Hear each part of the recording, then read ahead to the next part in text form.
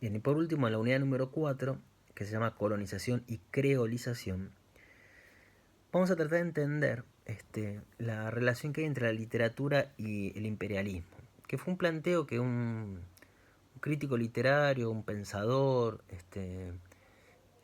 palestino que se llamó Edward Said, que nació en Palestina, después vivió en Egipto y terminó estudiando en Estados Unidos, hizo su carrera académica en Estados Unidos como crítico literario. eh, Él plantea en un libro que se llama Cultura e Imperialismo la relación que hay entre la literatura y el género novela, sobre todo, y la organización colonialista e imperialista del mundo a partir del siglo XVIII y XIX en Europa, ¿no? Cuando se produce el colonialismo europeo. Entonces vamos a tratar de entender cómo se organizó el mundo, ese mundo capitalista que vimos con Marx en la unidad pasada, cómo se organiza también de manera colonialista. Y esto es cómo Europa se lanza a conquistar el mundo. Entonces, para eso vamos a partir de un concepto que aparece en un filósofo alemán que se llama Kant, Immanuel Kant, en un texto de él que es ¿Qué es la ilustración?, en donde él plantea qué es la ilustración, y él va a decir que la ilustración es el paso de la minoría de edad, de la autoculpable minoría de edad, a la mayoría de edad. Esos dos conceptos nosotros los vamos a trabajar para entender cómo culturalmente Europa pensó su relación con el resto del mundo. Europa pensándose como adulta, como la única civilización mayor de edad, y el resto de las culturas como si fueran menores de edad que necesitaban de la tutela europea. Eso es un poco la lógica del imperialismo. Kant no lo plantea en esos términos, él quiere explicar qué fue la Ilustración, que fue ese movimiento que desembocó en la Revolución Francesa, pero esos conceptos representan muy bien el espíritu imperialista, que supone que un país mande sobre otro, ¿no? Entonces, vamos a ver cómo la literatura ayuda a construir esa imagen imperialista, colonialista de la Europa adulta, y el resto del mundo como menores de edad, como la literatura, como el género de la novela, en obras que no necesariamente hablan de esto, pero que su planteo, su diagrama, su puesta en escena, sí responde a esta concepción. Eh, la obra con la que solemos trabajar esto y que yo creo que funciona muy bien es La Tempestad de Shakespeare. Porque en La Tempestad de Shakespeare ahí vemos un episodio en donde unos italianos, Próspero en realidad, que es un italiano que está exiliado, que lo lanzan al mar para matarlo en realidad, desemboca en una isla o termina en una isla que tiene todas las características de una isla del Caribe. Y en esa isla el único habitante se llama Caliban.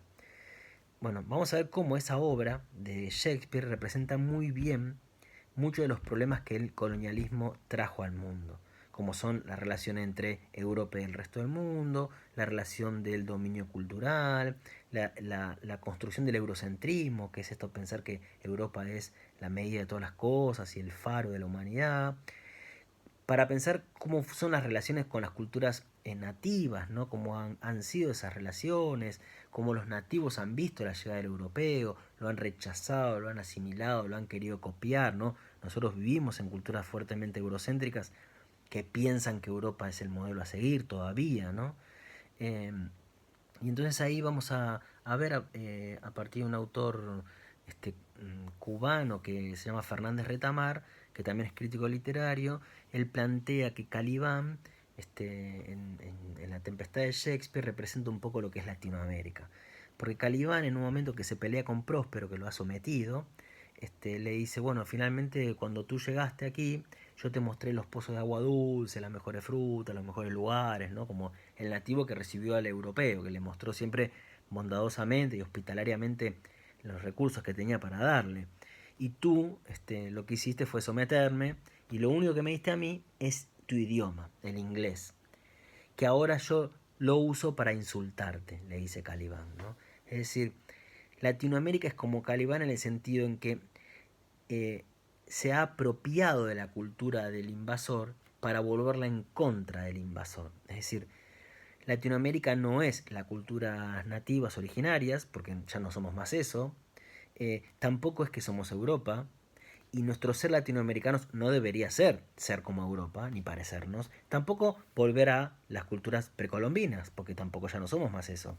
¿Cuál es el lugar que tenemos nosotros? El lugar es el de la apropiación y la recreación de lo que nos han dado para poder como usarlos en nuestro propio beneficio. Eso representa a Caliban, porque Caliban es el caníbal, es el indio caníbal que se apropia al extranjero devorando y apropiándose de su cuerpo, ¿no? Entonces ahí vamos a ver, vamos a entender esta idea del canibalismo a partir de dos conceptos muy importantes. Uno es el de creolización, que es un concepto de un filósofo de Martinica, que es la idea de la transformación y la creación de nuevas formas de pensamiento y de vida a partir de esas mezclas, que no son simples mestizajes, ¿no? Como una síntesis. Si yo tengo blanco negro, lo junto y el mestizo sería un gris. No, el creole es blanco negro y sale otro color, un nuevo color. Eso es el proceso de creolización. Y en segundo lugar, vamos a ver el concepto de barroco latinoamericano de Severo Sarduy, que tiene mucho que ver con esta creolización, en donde el barroco vamos a entenderlo como una ficción creole, como digamos, el barroco propone un uso de la lengua creativo, inventivo, que se aleja del paradigma de la representación, donde el lenguaje no está al servicio de representar algo, ¿no? De presentar algo en palabras o en forma de novela, sino que la lengua lo que hace es con pliegues y con giros y con vueltas ponernos ante una experiencia de una novedad nuevamente, ¿no? Entonces eso es un poco la lectura que nosotros vamos a hacer del barroco. Eh, Ahí entonces vamos a ver una película más bien clásica, que es El paciente inglés, que para ver un poco cómo se organiza de manera colonialista el mundo. Y después vamos a tratar de ver algunas cosas de un director senegalés que se llama Ousmane Sembène, que planteó el problema del colonialismo haciendo cine desde África. Y vamos a ver una película colombiana de un director que se llama Ciro Guerra, que es El abrazo de la serpiente, en la que se muestra la historia en dos tiempos distintos de la relación entre un europeo, un occidental y un chamán que vive en la selva. Para entender cómo sean estos procesos de creolización o de conquista o de rechazo entre Europa y las culturas nativas. Y bueno, y eso va a ser nuestra cuarta unidad.